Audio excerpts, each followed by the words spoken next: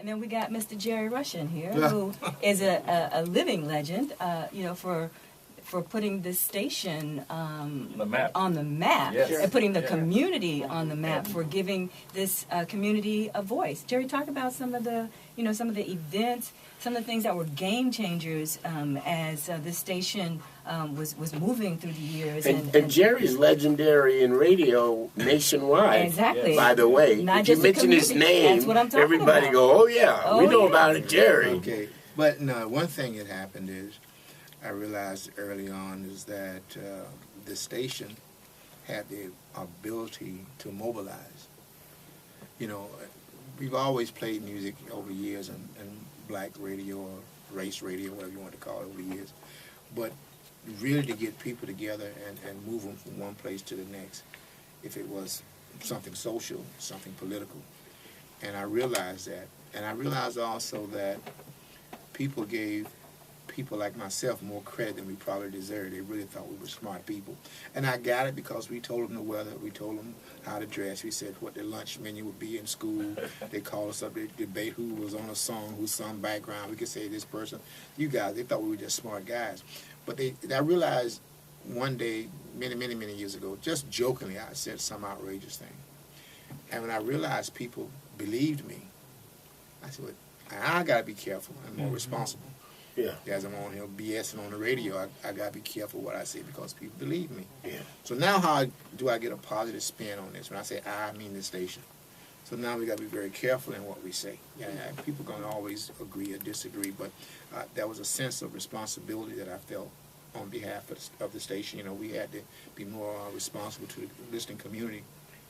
So keeping that in mind, you start to do things and say things that you can get a positive result out of. You want to be accountable. Yeah, exactly. You know, and even today, I think that not a gripe, but I just don't think sometimes we don't stay focused on that part of it. You know, but there's always a need in our listening audience in our black communities for somebody, you know, to be honest with them and really give them some guidance. You know, but we need the assistance of people, politicians, everyday citizens to help us, to help the masses, the black masses in our area. Yeah, but the other thing is that nobody was really, didn't really realize the power of the station. Yeah. One of the things I remember the stories you were telling me was when the Haitians were being mistreated down in Chrome. And then there was a call for a peaceful demonstration, and the station got behind it. And tell them what happened. Well, it was so many. I remember I think one time, Les Brown and myself, we down at the courthouse step, and that went through a whole different thing. And then there was a couple places we went, and I don't know, things just got out of hand sometimes. And if you're out front, you know, you're going to take the good bullets, if there's such a thing, and you're going to take the bad bullets. So sure, I don't know which incident but it was just so many things because you're out front. Yeah, you know, sure. I remember like when riots, obviously, you know, beating Arthur McDuffie to death is what caused a riot. And then nobody was punished as if the guy died from a heart attack. Yeah. He was beaten to death. Yeah. And everybody Rodney King before Rodney King. Yeah, and everybody just went home like nothing had happened. Yeah. That's what, you know, when the justice system failed. Yeah. And that's what started the riot. I mean, the station was a vehicle then, but, you know, people wanted to vent. They wanted to release that pressure. Yeah. And sometimes just to talk to a doctor make you feel better. Yeah, that's what I was going to chime in at with the radio station when I saw just the questions and knowing that I was coming in to meet Mr. Rushin for the first time. You know, I grew up on WEDR, you know, and he's right. Yeah, they did tell us the lunch menu. But you have to understand, during those times, and I'm probably telling my age, you know, there was no cable TV. Cable TV wasn't for everybody, so we had to use the antenna with the aluminum foil.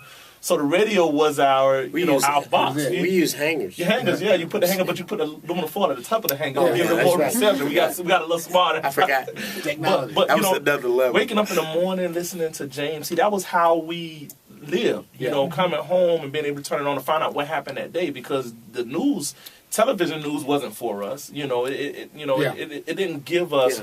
The information that we needed. Exactly. Yeah. So the radio was that. You know, that was, we knew we were, when the DJ from WEDR would talk, we knew they was giving it to the black community what we needed to know. You know? And look, this program itself is a good example of the value of black radio.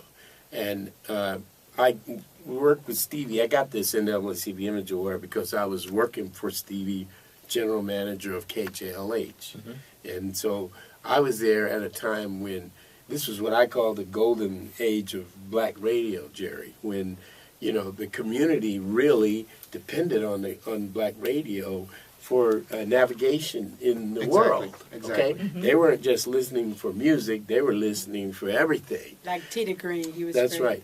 And so when I was the general manager, I realized there's tremendous power that you open that mic, and you know you can line up 300 people just from saying meet me at the corner of Bletchley and Exactly. The and then they'll be ready flash mob. they will be ready to roll with whatever is the move because they've already bought in. Yeah. And so that so if you look closely at the history of civil rights, really, especially from the 50s forward in the 60s, especially the 70s, black radio was integral to the galvanizing of the consciousness of the community and getting them to move in certain ways in concert with the political activists.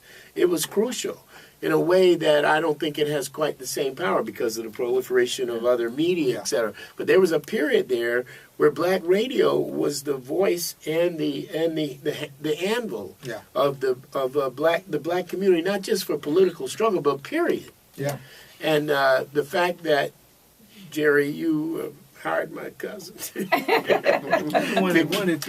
going, to keep going with this concept, and that she's got the consciousness to step forward. 30 and years bring ago, this by the way. It ain't been that long, Jerry. Come on now, come on Well, now. you were a little girl at the time. Yeah, she was 12. Yeah, I know. But you know what? I heard when I was living in Washington before I even came to work for the radio station, when there were riots taking place here, when things had calmed down other places, and then I heard WEDR, was the voice that was kind of channeling the information that was being tapped in for information in other cities in Washington. And then the role that the station played in just calming people down so that they had a place and felt like they did have a voice. Right. And without that, who's to say, how that energy would have been used had, Jerry not opened up the mic. Even with the show, What's on Your Mind? That kind of led to it where people just call in and just say what's on their mind. And that created an opportunity for people, for Jerry to keep a pulse on what was going on. And so the station has really been. And you said the pulse, Jerry, because I was here in the early 60s, and it was WRBD, and I mean, they weren't saying nothing that had anything with consciousness connected to it. And the fact that you found a way to bring hit music and still what's happening and all that, along with the consciousness. You have to do some good with it. Right. I think in any job, not just build a house or put the bricks on, but you got to do some good. I think whatever it is you do for a living. And I think I wanted to be a doctor for a couple of reasons. One was I was very impressed by Dr. Shirley and a home he built in Fort Lauderdale. Exactly. Right. And I realized, to me, with that home he built, I thought they made a lot of money to build that house, and I thought they did a great service in healing people. Yeah. So I wanted to be a doctor, and I really prepared myself through the military for that. Yeah. But I don't know if I was smart enough to do all that. But I think radio give me a chance to do the same thing. Yeah. I did okay making a living. I would say. But I got a chance to also help. It's the two things that impressed me about being a doctor.